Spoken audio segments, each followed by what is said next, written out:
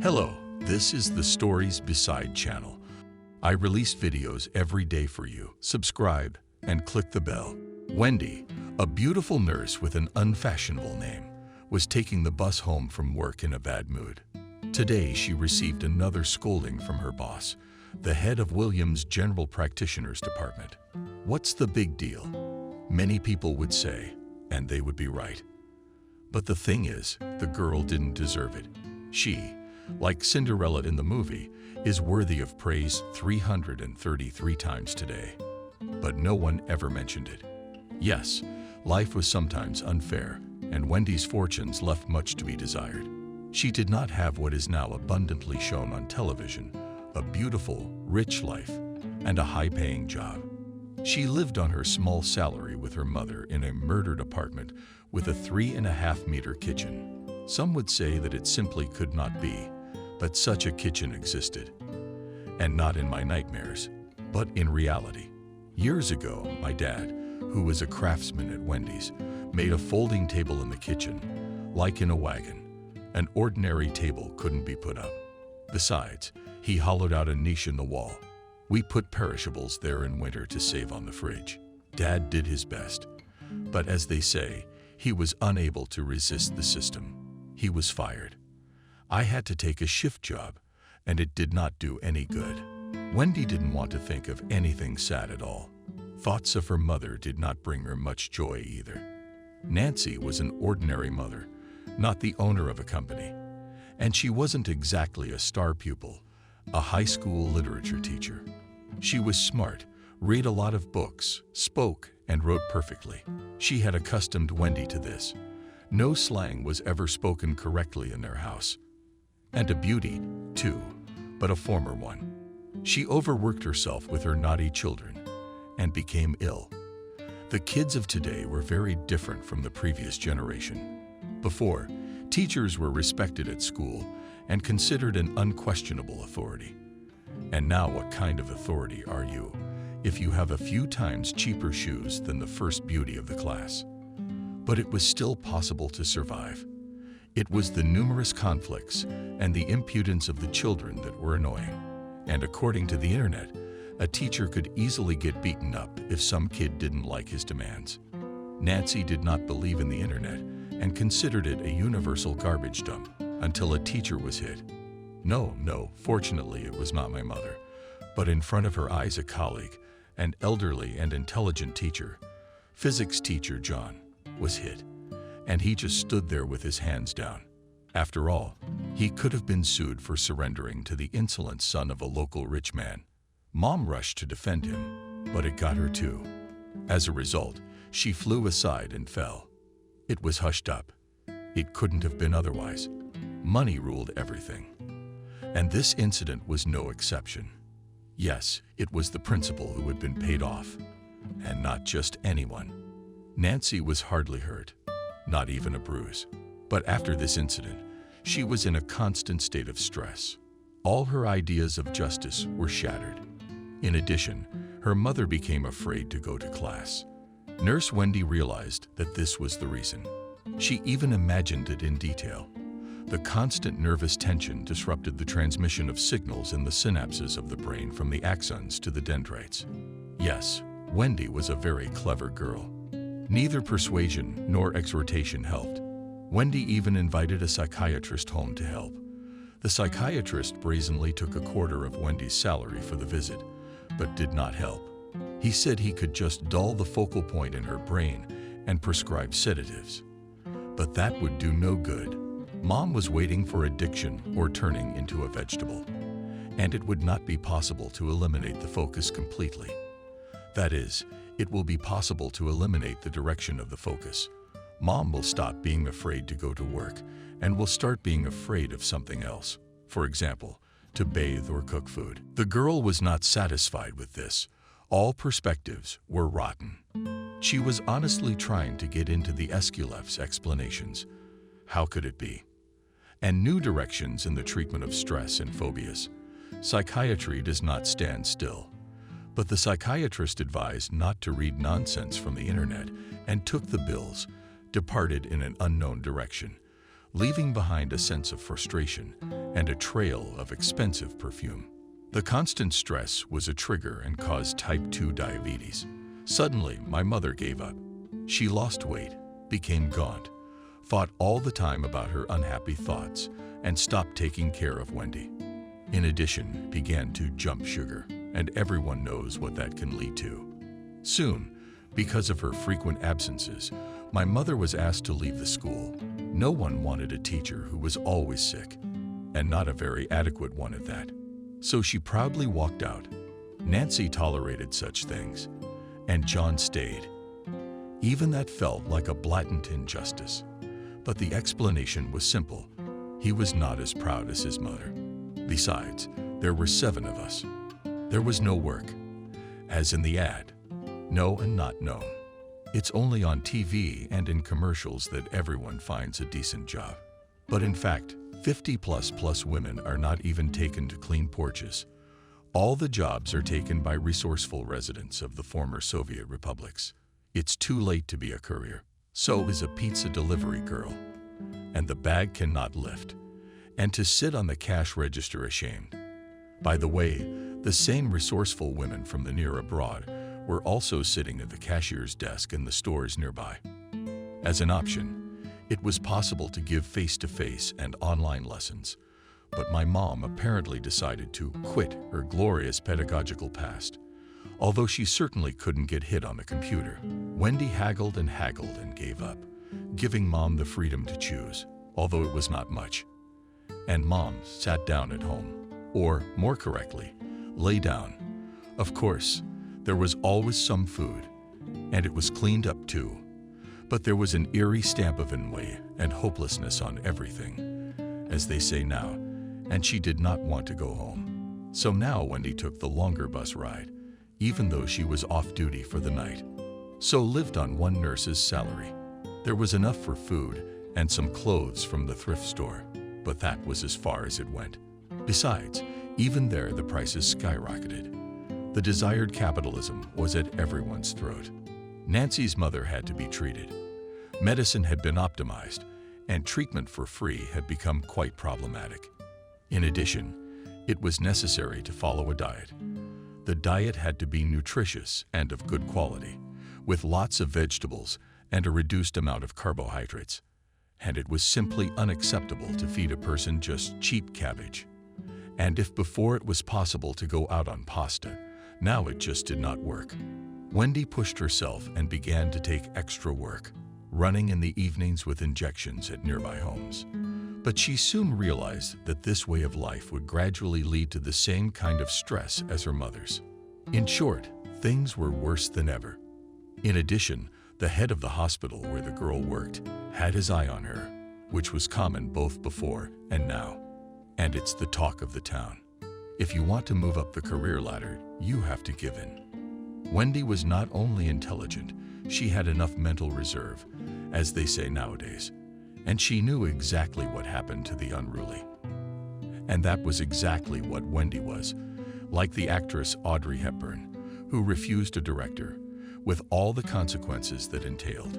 Yes, Hepburn turned out to be too proud, and the director was also much older and very nasty. To do with him what he wanted was possible only under anesthesia. And it was general anesthesia. As a result, the director cut off the actress's oxygen, everywhere, and for a long time. And how many more such Hepburns walk around the world? And the fate of Wendy, apparently, will be like that of Hepburn, and not like that of other savvy actresses who did not refuse the directors in time. Also, the beautiful Wendy was considered not quite modern. There were several reasons for that. First, she had a braid. It wasn't too long, but it was good quality, as my mother had said, blonde and thick. It was exactly what a beauty should have. Secondly, Wendy spoke very intelligently, which in today's world of illiteracy and jargon looked not quite modern. And, in addition, used in her vocabulary quotes from her favorite works. But this was often unsuccessful. She was simply not understood. People preferred other books. All in all, it made the girl stand out from the common herd, arousing not only the admiration of those around her, but also the natural envy. Nobody canceled her, too. And it was not bad at all to have such a nice chick as a mistress, as the men who knew Wendy well said. By the way, everyone in the hospital had nicknames, and everyone knew them. But no one resisted or got annoyed. It reeked of a joyful and carefree time to which everyone really wants to return. Wendy was called Wendy Kozel, alluding to the possibility of dressing in French boutiques. You couldn't tell everyone about shopping in second-hand shops. Yes, Wendy could keep her mouth shut. In short, Sterlitz number 2. It is fair to say that William did not have such a repulsive appearance as the famous director, and was even considered by many ladies to be an attractive and imposing man. But he was married, and Wendy never took someone else's. After all, William belonged to another woman.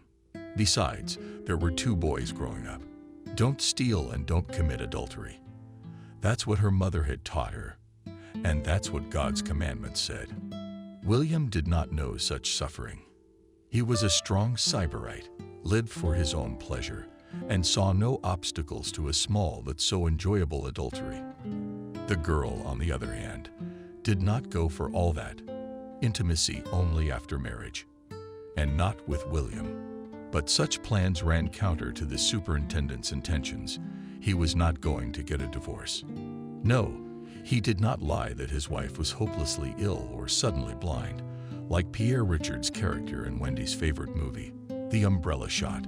He said honestly that he wouldn't leave his wife. She was his backup parachute. It's just that William had a rich mother-in-law who loved him. And that's a rarity nowadays. Yes, of course, it's not quite the same compared to Kiss of Vorobyaninov and diamonds hidden under the upholstery of the chair, but still. And why pick at the bough you're sitting on? And not just sit, but very well and comfortably. At least here, the chief was honest.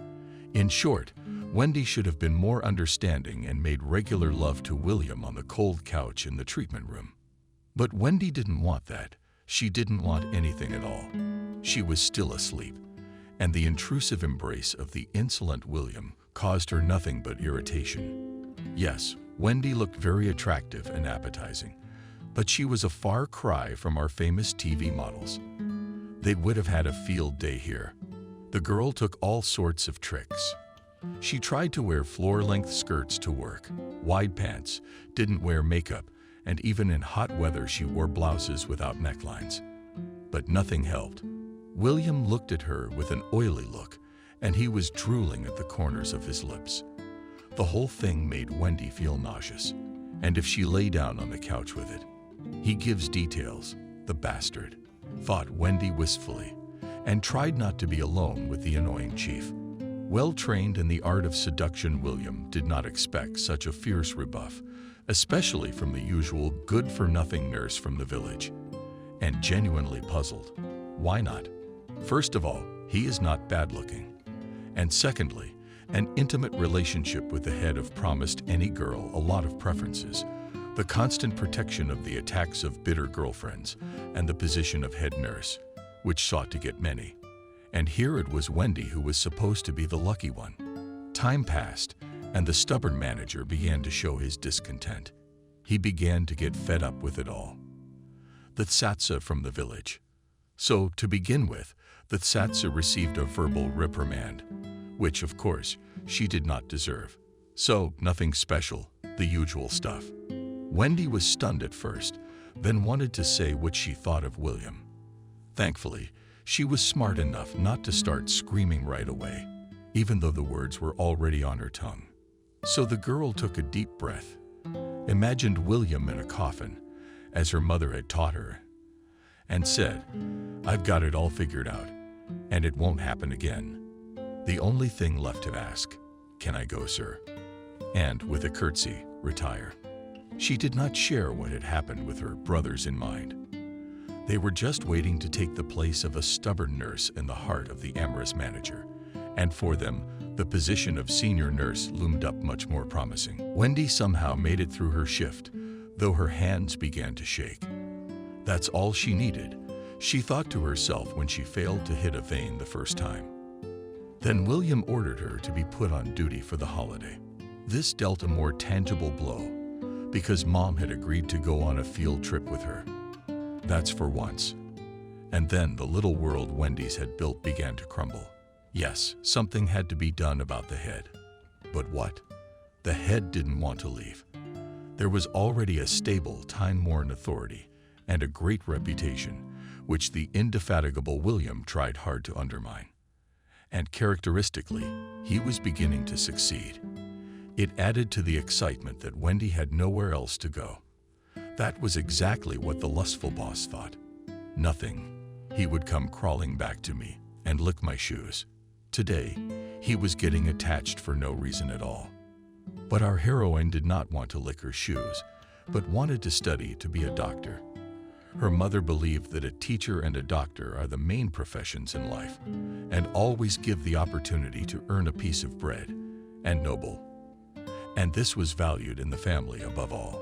But here William hinted transparently that, say, to study and work at the same time will be very difficult.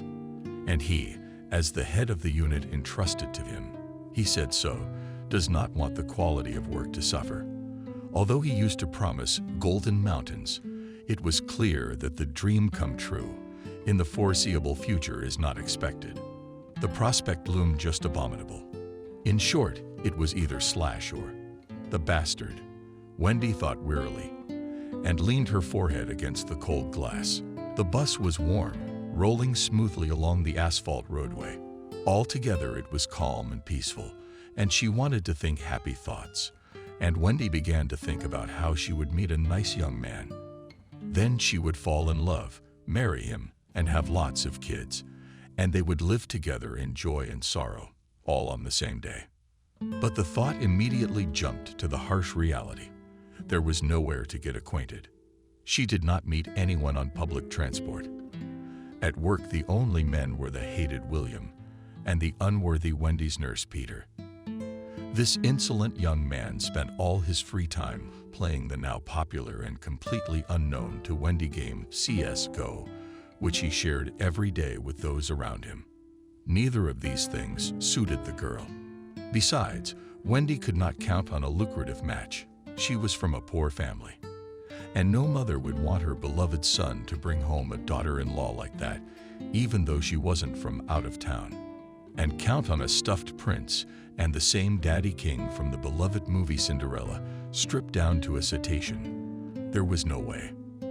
After all, only he, the old-style knave, said, "If you are a poor, ignorant girl, I'll just be happy about it. Princes, hello, where are you?" All that was left was to wait for a great and pure love. But here, too, one could sit in the waiting room all one's life. In the words of one of Dreiser's heroines, Nancy's well-read mother, a literature teacher, often said so. There was no place to look for suitors, and no time. Prices were increasing at an unthinkable rate. It was necessary to make a decent living, and it took away all the time. We must do something," she kept repeating in her head to the tune of a popular song. Her mother always said that there was a way out of any situation, but it was not immediately visible, and searching for it could take a lot of time and effort. What a clever and well-read mother Wendy had, after all.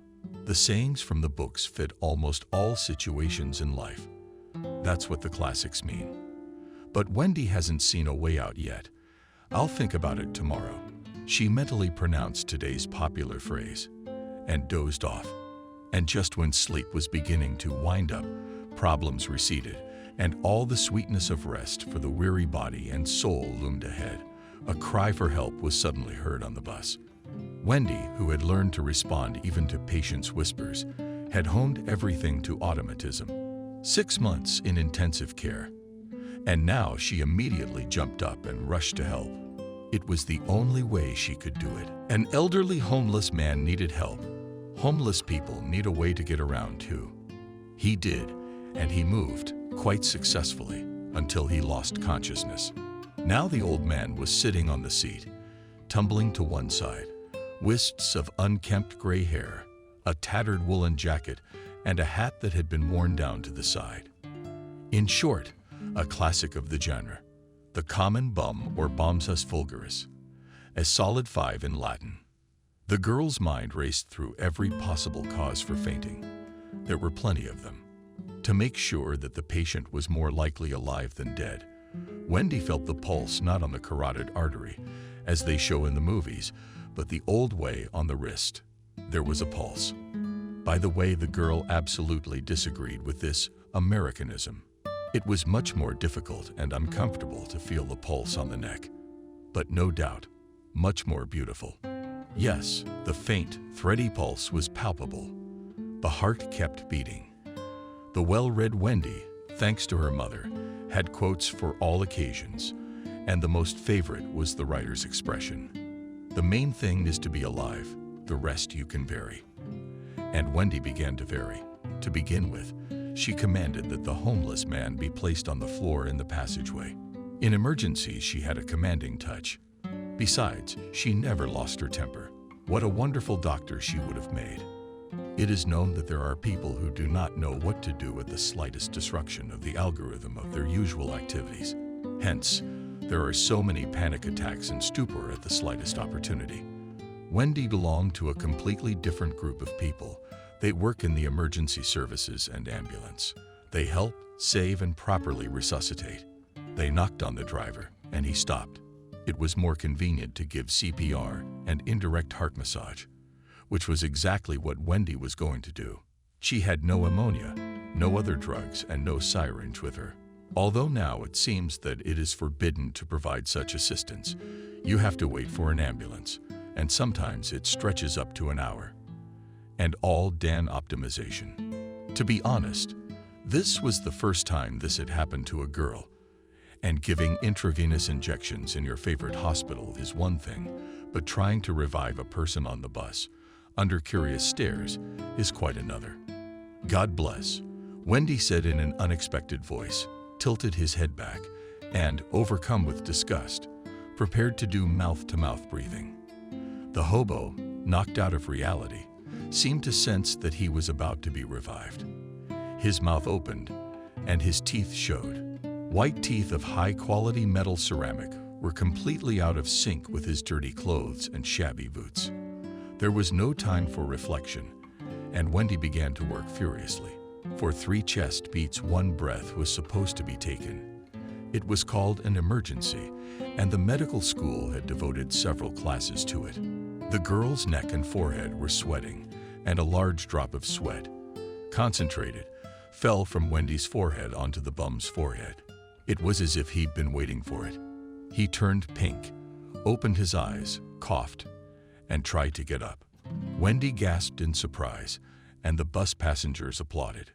"There it is, the glory," the girl said in her head. The revived passenger quickly regained consciousness and sat back down in the same seat.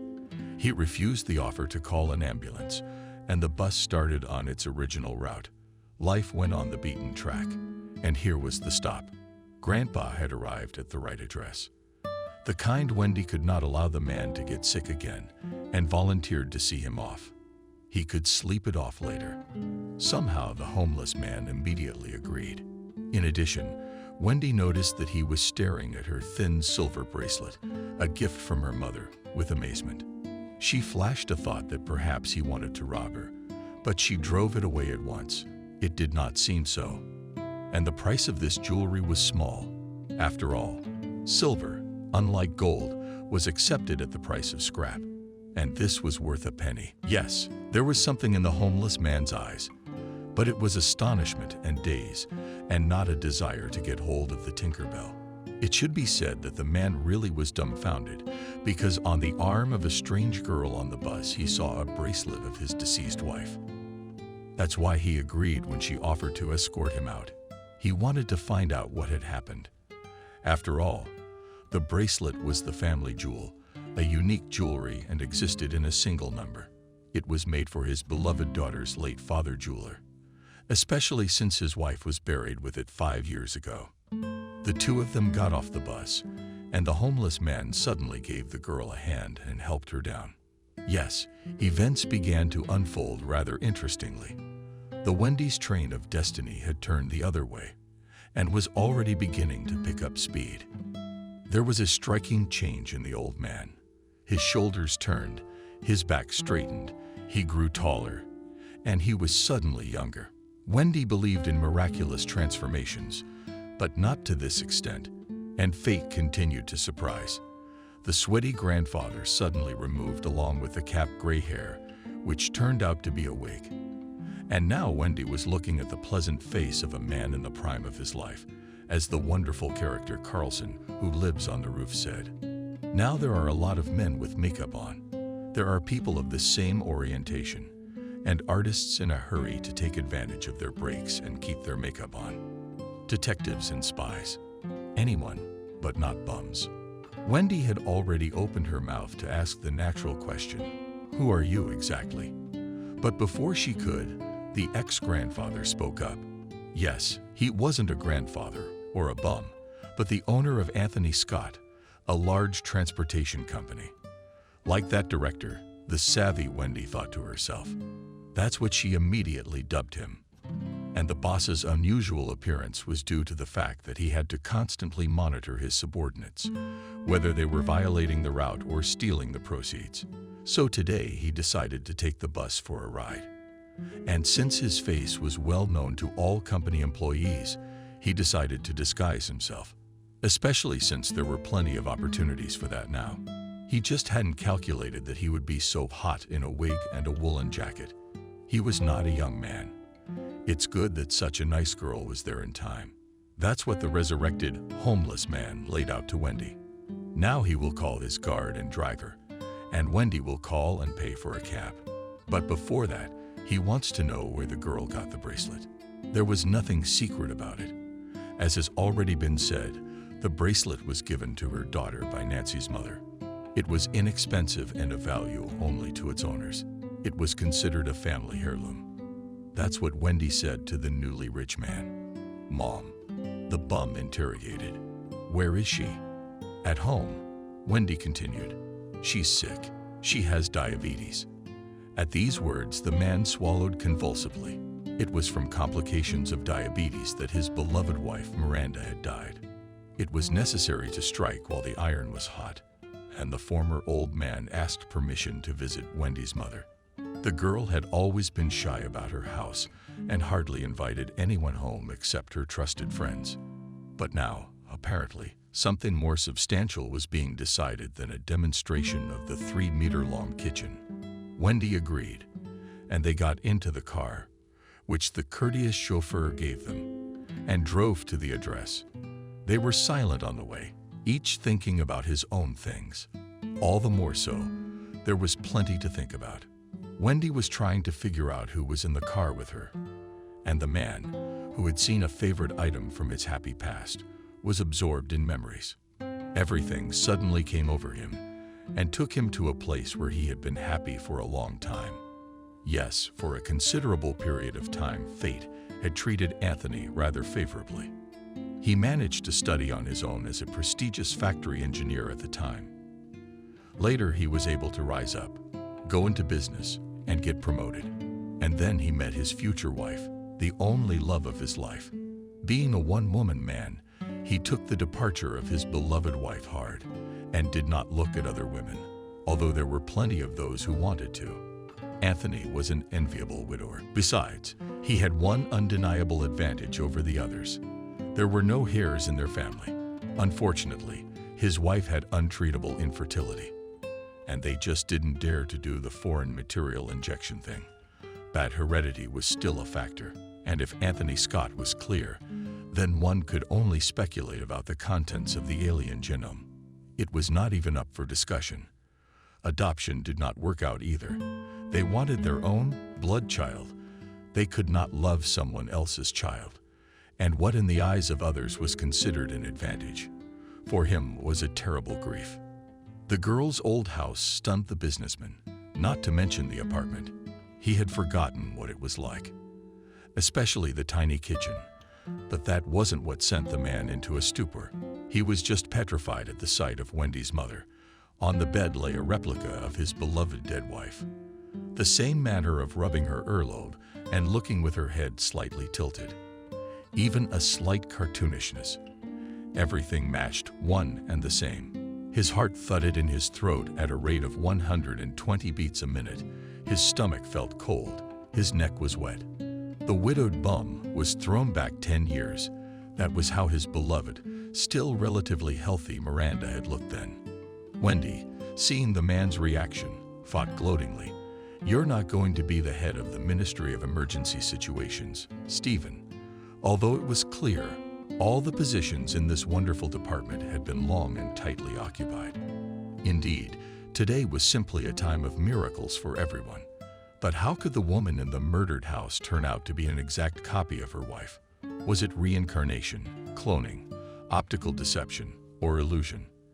There were tons of questions, and they all required immediate answers. There was something more real than a miracle. The namesake of the famous teacher tried to ask Nancy's mother where she got the bracelet and how long have you owned it. But she could not say anything specific, remembering only that the bracelet was given to her by her mother. But she did not like to talk about it, and never told stories from her life. Moreover, no one was particularly interested in it until today. At the same time, Poverty and her husband were touched. Wendy's dad had long since passed away. He, too, was overworked, but on another watch and brought home in a zinc coffin. Like a favorite movie. In short, everyone died. And even in his lifetime, his family was not particularly posh. He, too, was proud and uncompromising. He and his mother were remarkably suited to each other and were a sweet couple, as their envious acquaintances called them. But the businessman was not laughing. In front of him lay the one without whom he could not imagine life for the past 5 years. His train had also turned in another direction, and fate needed a little help. Anthony always carried money with him, just in case, and now the man who had come to his senses had put a few $5,000 bills on the bedside table, enough for the first time. The money should have lasted a long time. The thrifty Wendy had learned to live on small sums. Her mother began figuratively curtsying and refusing, but Wendy took the money. Something told her she should do just that, especially since the man was already out of his stupor, and it was obvious that he was acting quite deliberately. Otherwise, he would say that he was unconscious, forced, coerced, or simply taken away. There were plenty of examples around. At home, Anthony wasted no time and immediately called a lawyer he knew. Such a lawyer must be present in the life of a self-respecting businessman. And Anthony respected or understood himself. He understood himself. That's what Wendy's mother, the literature teacher, used to say. The self-aware younger bum immediately gave the process of searching for the truth the necessary acceleration. A private detective was quickly hired, who, for a handsome fee, began to search for the truth from the spot. And, characteristically, he found it. Dog. It turned out to be very simple. The jeweler's father-in-law had once been in love. They even began to live together. And the lady of his heart gave birth to his beautiful twin girls, Miranda and Nancy. But their life together didn't work out. That's the usual thing. Who was to blame for it? We could not find out. A lot has already been taken to the grave. Perhaps times were hard, though times are never easy. That is what they say about them. Hard times have come, or the civil spouses did not agree in character. For example, he earned good money, but he forgot to close the tube with toothpaste. Or he liked to put his socks in the bedside table at night. Or her. She didn't like making soup. So what? In many countries, no one cooks the first thing at all. And if you don't have enough liquid, that's what they call first courses in Odessa. Drink hot boiling water, tea, coffee, this and that. Wise Oriental people invented a proverb.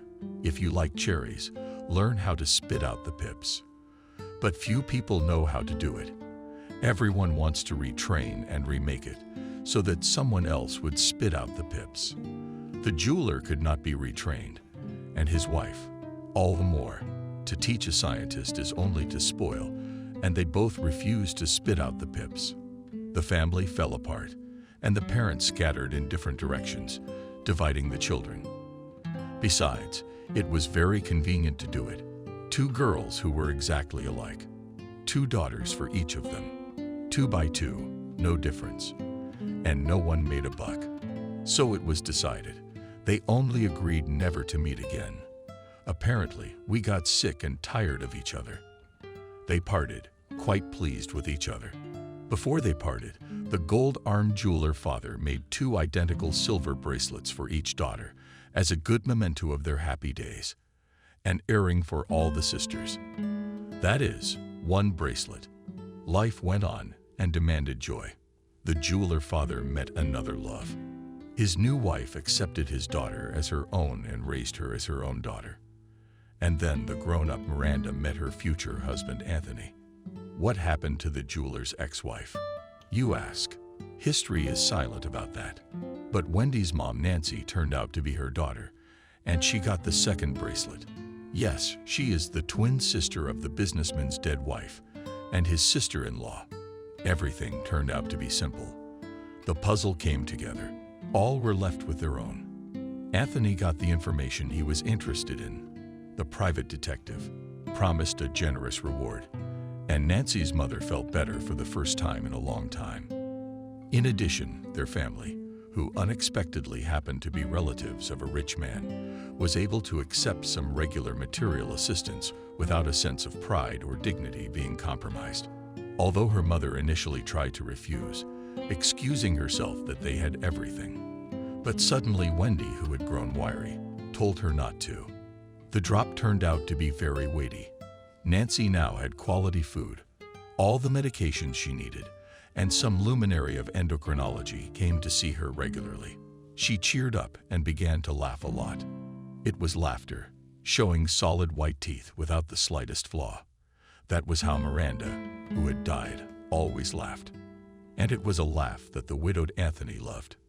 In addition, she was flattered by the attentions of a fairly good suitor. He frequented the family. He was attracted by everything there. The unpretentious atmosphere, the comfort, the delicious food, and her mother's cabbage pies, which Nancy began to bake again. But she did not eat unhealthy carbohydrates herself. Tony, so called by his Nancy by analogy with the beloved writer Chekhov, loved the evening gatherings in the 3-meter kitchen because during the day he continued to manage the business with dignity, driving his hands in the right directions, and he liked helping his family too. He felt that in addition to his kinship feelings for his pretty sister-in-law, there was something else in him. Yes, that's it. Business was going well. Regular visits with Natalia were a joy, but something kept troubling the businessman's soul. And finally, he realized, if the twins are all the same, appearance and manners and laughter and even diabetes, then how come that one sister was infertile and the second was able to give birth? Here he did not play the smartass, but quietly took some hairs of mom and daughter with undamaged bulbs, which is called non-standard samples of biological materials, and made a fashionable nowadays DNA test. Tony was also very clever. How else could he manage so many people, and successfully? Yes, he was not mistaken. The relationship between the 2 specimens examined was 0%. Wendy, indeed, turned out to be Nancy's unrelated daughter. And one day, in the midst of the full well-being and eating another batch of pies, Tony asked Wendy's mother a painful question. Or rather, not a question, but an assumption that became a certainty. She blushed and choked on her unsweetened tea. A diet, however. But this added to the man's confidence. He was on the right track. But blushing Nancy with all her might tried to turn from the right road to the lost path and began to tell inappropriately some silly incident from life, coughing periodically and inappropriately. The stubborn Tony pushed a little harder, and Wendy's mom cracked. Yes, she adopted the girl because she was infertile, and she really wanted a child. Nancy cried a little. Her sore blister had been disturbed, but it was no big deal.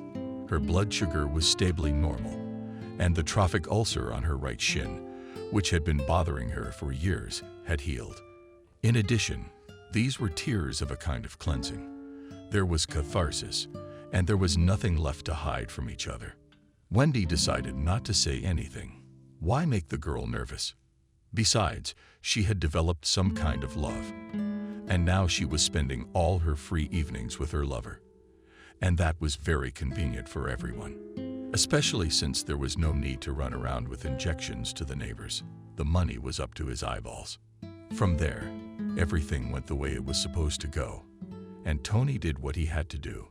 He asked Nadish's mother for her hand and heart, and she didn't refuse him. Who would have thought it? A few months ago, their wedding took place, a small one, practically a get-together. There weren't many people, but there was a beautiful dress.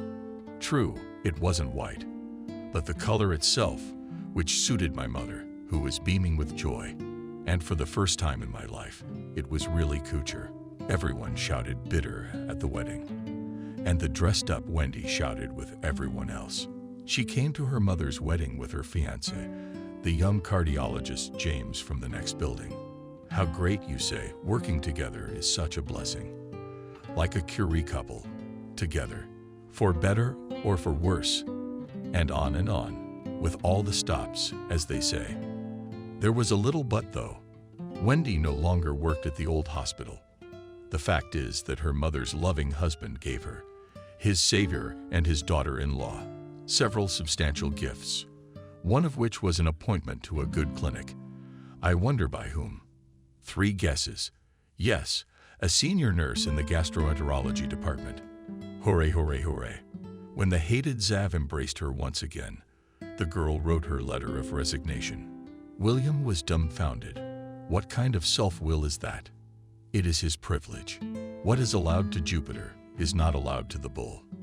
And he did not sign it the first time, naively believing that the fool would come to her senses and return to lick his boots. Wendy wrote another application, and William had no choice but to accept it. But with 2 weeks' work, she didn't argue, didn't want to spoil her mood, and the next morning she just didn't show up for work and took a sick day. They gave it to her without a hitch. The kind colleagues called Wendy home and told her that William was freaking out. But she wasn't interested in that anymore. She was beginning to have another life. Yes, fate has not cheated. Wendy, too, will be getting married to cardiologist James, and the bride will also be wearing a cardin gown, but only in swimsuit white.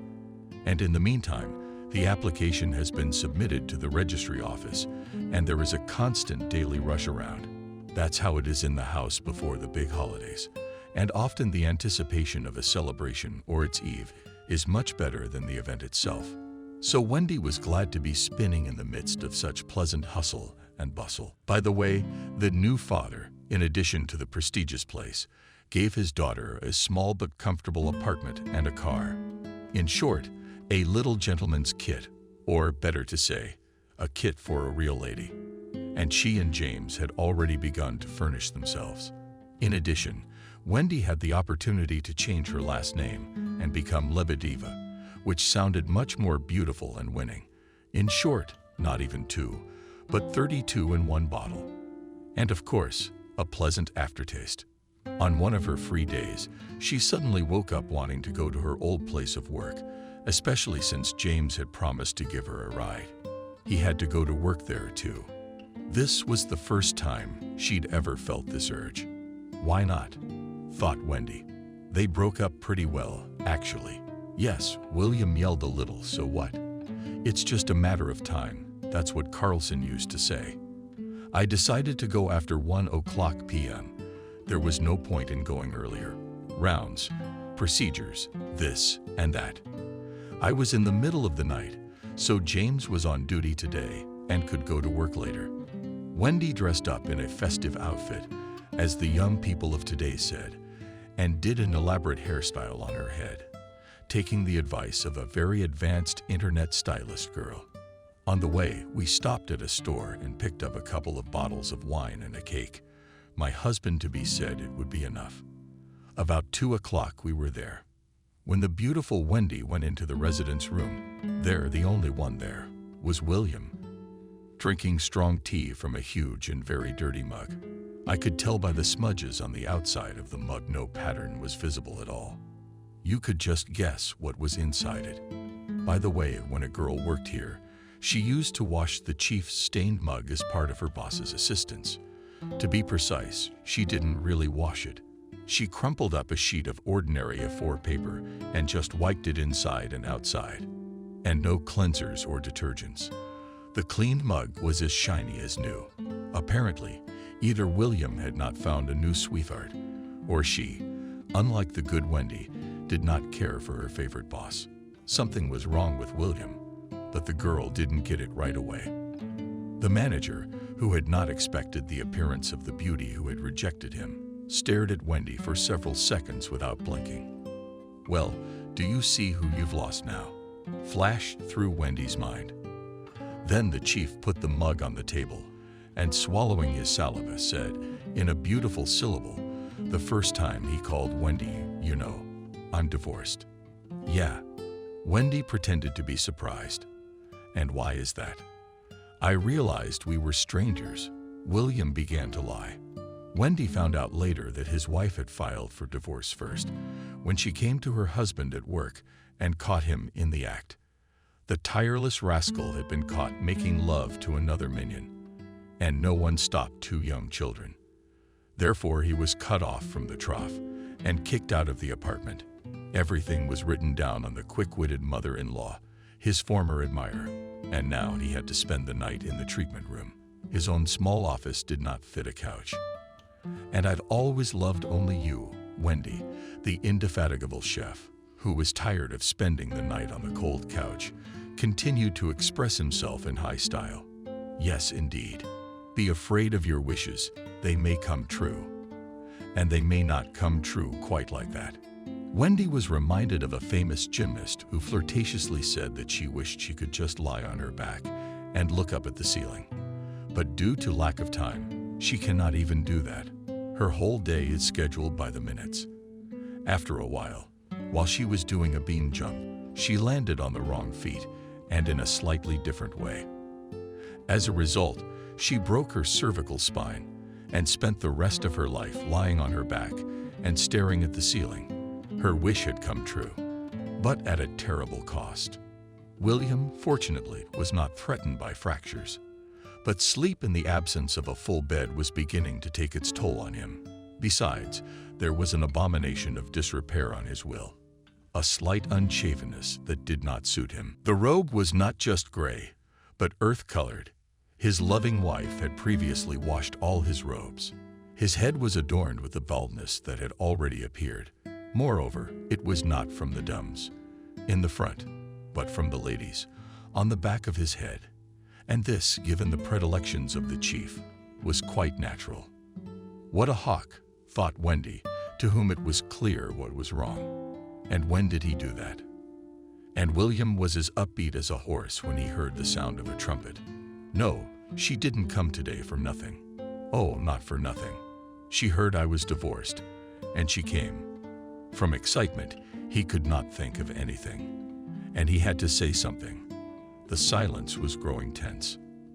And then, fortunately, the lively doctors and two nurses entered the residence room. The in-hospital conference was over, and everything spun on its own. Wendy realized that she was very welcome. Why wouldn't she be? The girl put wine and cake on the table and announced that she was getting married soon. But she didn't invite anyone. She still remembered something unpleasant from the recent past. Everyone was chattering, and William was cold. How could he be married? And what about him and his great and pure feeling? The usual questions began. When is the wedding, and where will you live? And then Wendy said that she had her own studio apartment now. By the way, we have to go to the furniture store today. She had just looked at something suitable. Oh, and the red car under the window is also hers. She and her husband-to-be take turns driving it. The wine is drunk. The cake is eaten. It's time to go. William is frightening to look at. Wendy isn't looking. She's not here anymore. She's there. She and James have arranged to have lunch together in the morning. He can make time for her. And there he is, standing beside Reno, looking at her. God, why should she be so lucky? As the car pulls away, Wendy has a vibration in her bag and gets a text on her phone. Her mom and stepdad have wired her some money, which will obviously not be out of place in their pre-wedding worries. It's lucky that Anthony fainted so happily, thought a happy Wendy, and rightly so.